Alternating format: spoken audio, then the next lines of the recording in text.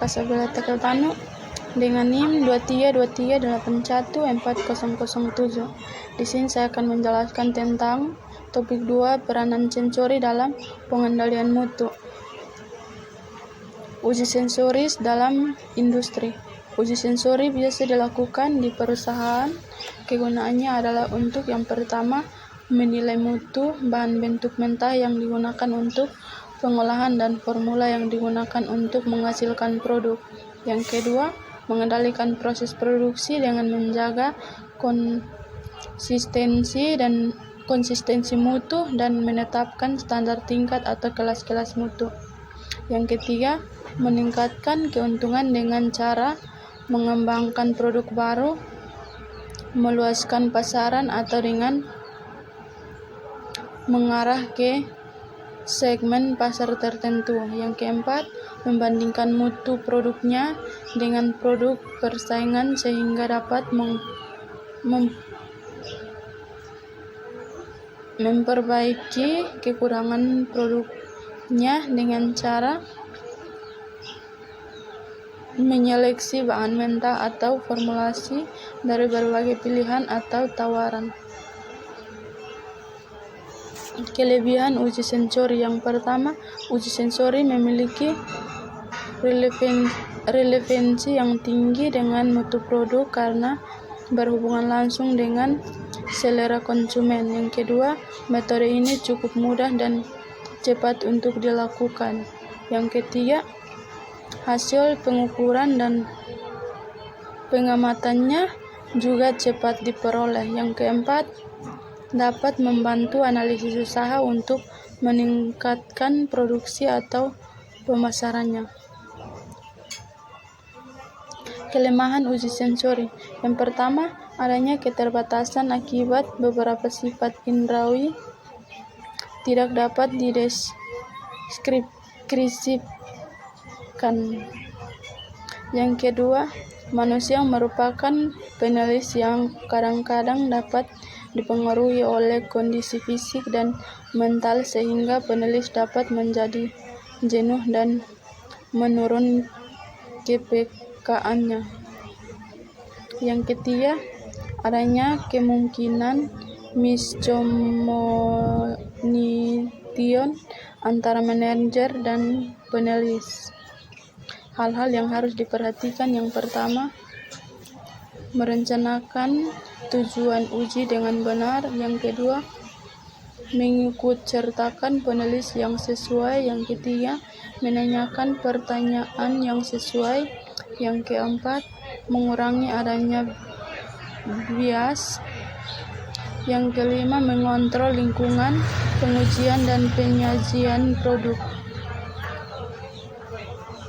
Manusia sebagai instrumen uji sensori. Uji sensori yang terpercaya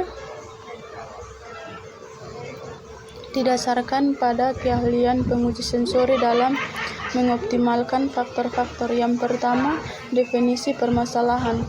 Kita harus menentukan dengan tepat apa yang akan diukur. Hal ini penting karena ini merupakan ilmu sulit karena terkait dengan indrawi dan perasaan. 2. Desain pengujian. Tidak hanya menghindari subjektivitas dan kesan bias, tapi juga meminimalisir jumlah pengujian yang diperlukan untuk memperoleh hasil pengujian yang akurat. Yang ketiga, instrumentasi. Penulis harus diseleksi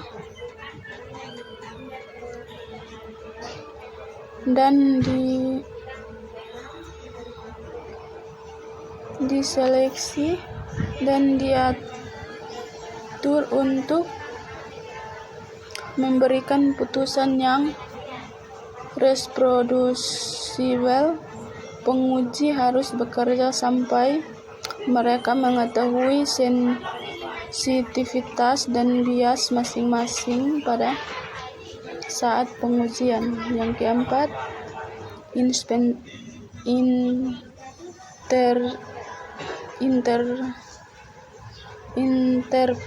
prestasi hasil. Dengan statistik, penguji memilih hipotesis yang tepat dan menggambarkan kesimpulan yang dijamin oleh hasil.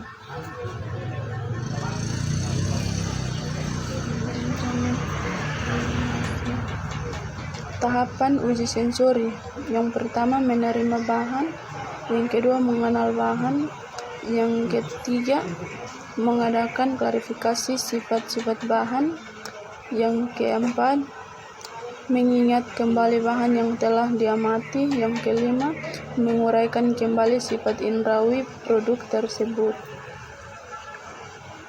Perbedaan uji indrawi dan uji organoleptik. Uji indrawi yang pertama, penulis melakukan pengujian dengan perasaan. Yang kedua, metode yang digunakan pasti. Yang ketiga, umumnya penulis telah diseleksi atau dilatih. Yang keempat, subjektivitas penulis kecil. Yang kelima, dilakukan dalam bilik pengujian dan data dianalisis dengan metode statistik. Uji organoleptik. Yang pertama, penulis cenderung menilai berdasarkan kesukaan. Yang kedua, penulis tanpa latihan sebelumnya. Yang ketiga, penulis umumnya tidak melakukan penginderaan berdasarkan kemampuan dalam uji indrawi. Yang keempat, dilakukan di tempat terbuka, diskusi antar penulis selama penginderaan. Peranan evaluasi sensori dalam industri pangan.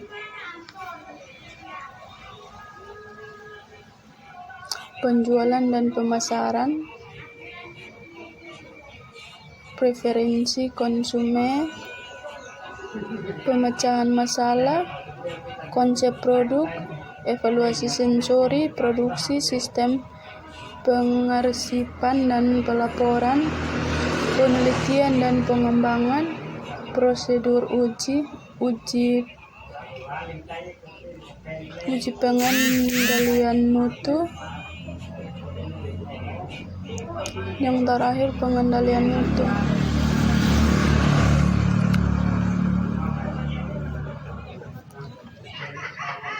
Fungsi uji sensoris. Yang pertama, spesifikasi dan pengendalian mutu. Mutu, kumpulan sifat-sifat suatu produk. Memuaskan kebutuhan mutu makanan terkait dengan dua elemen sensoris, sifat sensoris objektif atau kumpulan sifat-sifat.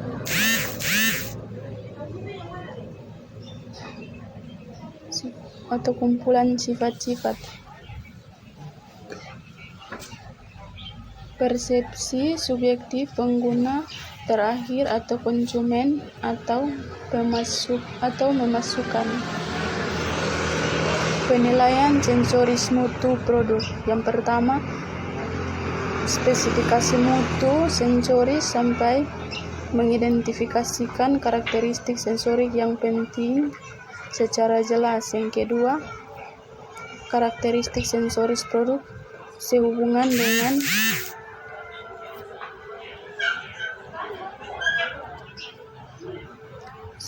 dengan batas penerimaan, dideskripsikan secara objektif, digunakan sebagai dasar pembuatan sistem grading produk.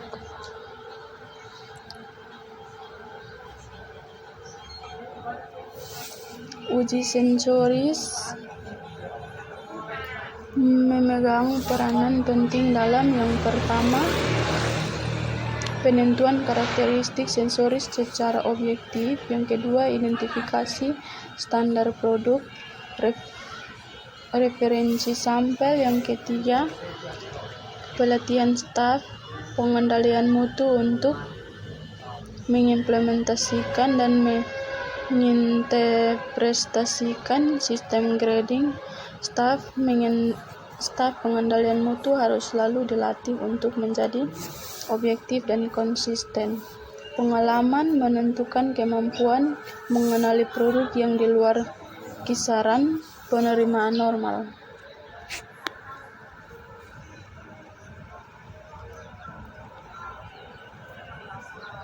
Dua, studi masa simpan. Studi masa simpan sampai mencari beberapa lama produk makanan dapat disimpan sebelum terjadi kerusakan yang tidak dapat diterima dalam mutu sensoris. Perubahan karakteristik sensoris dapat dideteksi atau perubahan yang terdeteksi menjadi tidak diterima oleh konsumen. 3. Produk matching. Karakteristik sensoris dievaluasi dalam konteks perubahan arah pengembangan produk dibandingkan sejalan dengan karakteristik sensoris yang lain untuk produk yang sama. Target untuk sudah diidentifikasi dan pelaksanaannya menggunakan teknik deskriptif. 4. Reformulasi produk. Pengolahan sampai kadang dilakukan perubahan bahan, penyusunannya atau ingredient maupun proses sehingga perlu diketahui pengaruhnya terhadap mutu produk. Uji sensoris menyediakan alat objektif untuk tujuan ini. Yang kelima, pemetaan produk. Pemetaan produk dilakukan berdasar profil sensoris dan kisaran produk yang ada di pasaran, membantu mengidentifikasi produk relatif tahap kompetitor. Bila informasi tentang pangsa pasar dan kesukaan atau preferensi konsumen tersedia.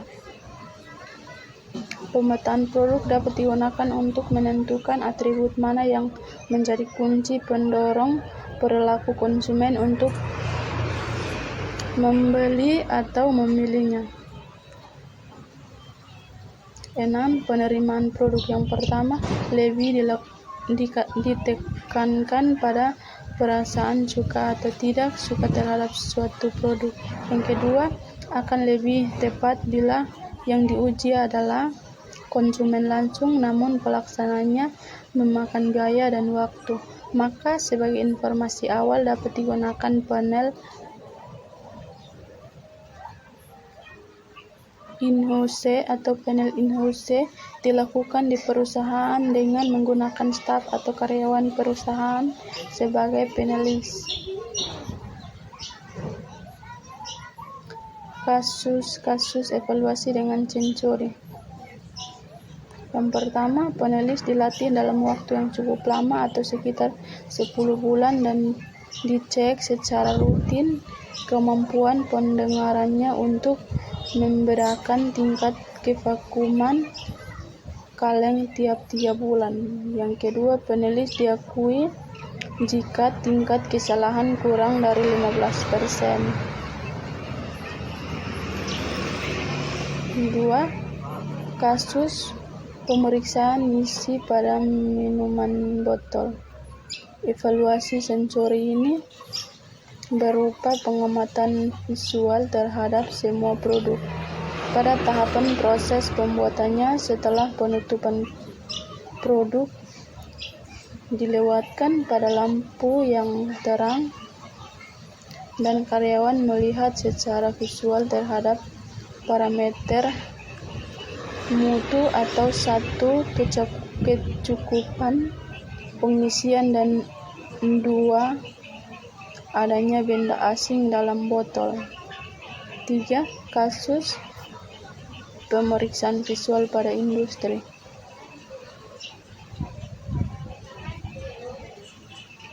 Percetakan kemasan pangan.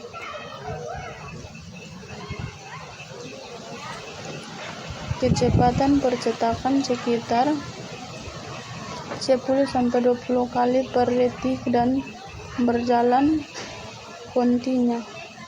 Karyawan pengamatan visual dipilih untuk mampu membaca dan melihat kesalahan yang terjadi pada produk kemasan yang dihasilkan dengan kecepatan seperti di atas, sehingga kesalahan atau cacat dapat segera diatasi secepat mungkin. Terima kasih atas presentasi saya. Assalamualaikum warahmatullahi wabarakatuh.